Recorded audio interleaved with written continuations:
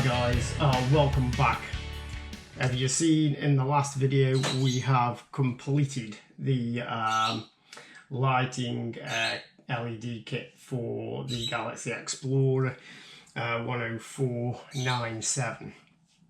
One of the first really LED kits I've done.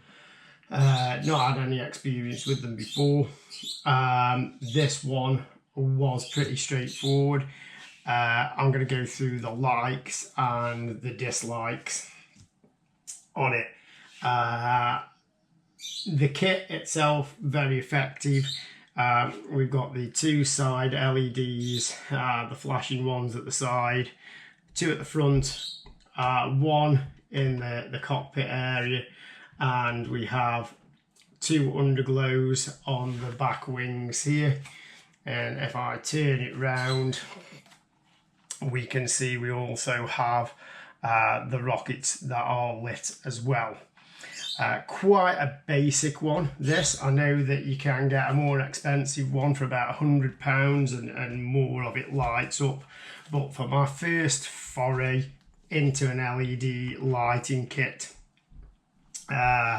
this was quite simple and quite straightforward to do. Here, this is a bit of a dislike. The wires on show here at the front. I will try and tidy those up. But other than that, a lot of the wiring, as you can see around the rockets, is quite concealed. Yeah, so you can't see a vast amount of it. And they are very, very fine black wires, which make it really hard to see against the blue background.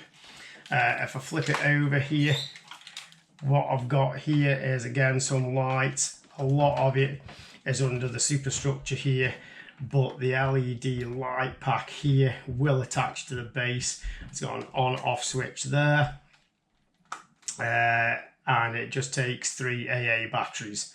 A lot of this cabling I can probably tidy up as well, so that's just put there for the time being. I just wanted to show you the kit in its raw state. For me, it was a really good beginner kit.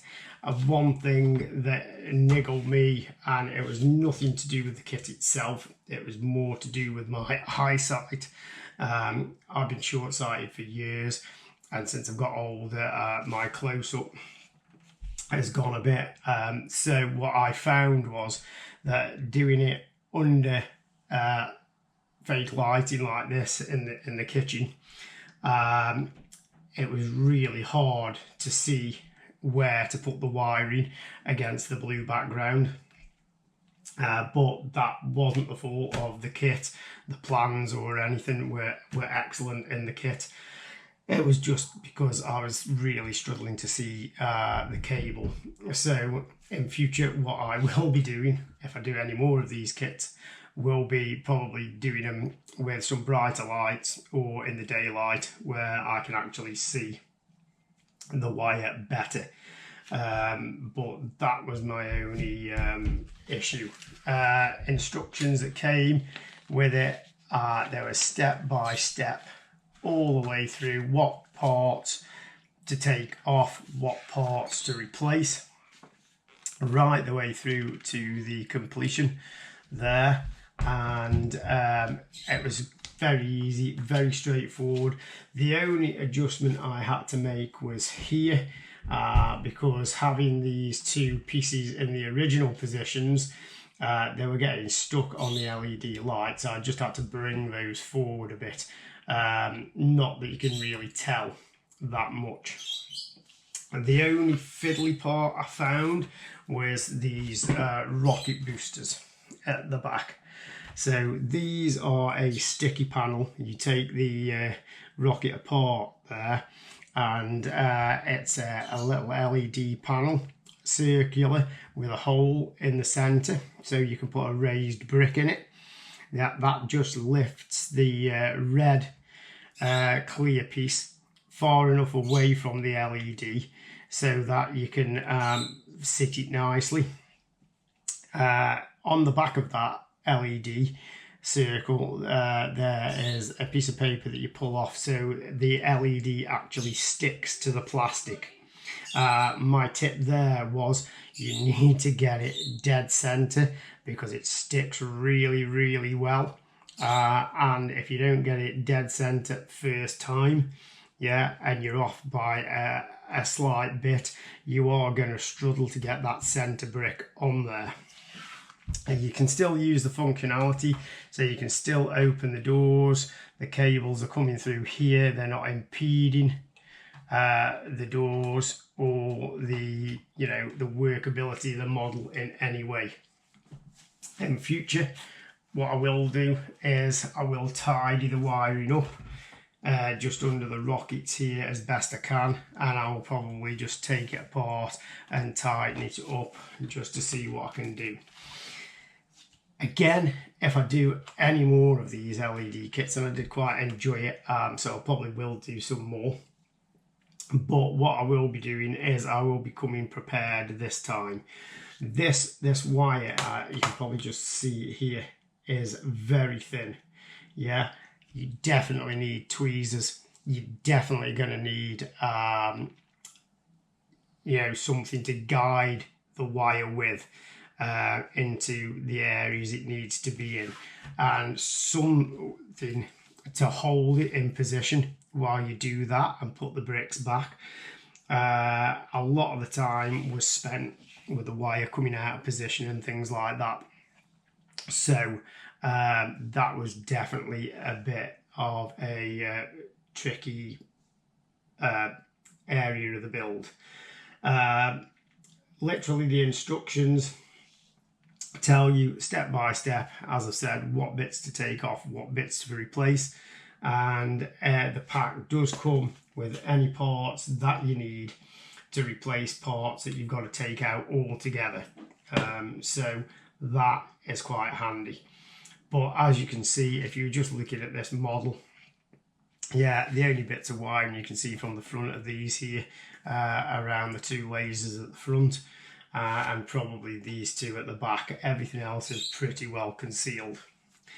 As I say, now there's more expensive stuff on the market, but this is the brand that I was given for my birthday, so I will put a link in the description down below for this particular kit, and then you can go and, you know, have a look at it for yourself. But proper chuff with this, can't wait to get it back with the rest of the display. And it has given me the thought of, you know, this is a pre-made kit specifically for this model. I have some older space Lego that I would love to get some LED lights on, having seen this. So in a future episode we might have a look at doing a kit from scratch and building it from scratch and ordering the parts that we need to do that. That's going to be far in the future. There might be a couple more LED kits to come before we do that, because I definitely would like to play with this a little bit more before I start building one from scratch. But as far as this one goes, I'm more than happy with it. There are some bits, some lights on it that don't work, like the rockets here and the green LEDs at the back here on this particular kit don't work. I do believe that that functionality is on other more expensive kits, but as a starter kit, when you've never done an LED kit before, I highly recommend this. And I think the shortcomings with it weren't down to the kit itself, it was down to my experience of using the LED kit, and quite frankly me picking poor light and having poor eyesight to do it in. The kit itself has worked perfectly. The cables are all there, the correct length and everything, and it was a really nice little put together kit. So there we have it, the lighting kit for the LL928. If you've enjoyed this episode, don't forget to hit the like and subscribe button, and if you have any comments, just drop them down below. Thanks for watching.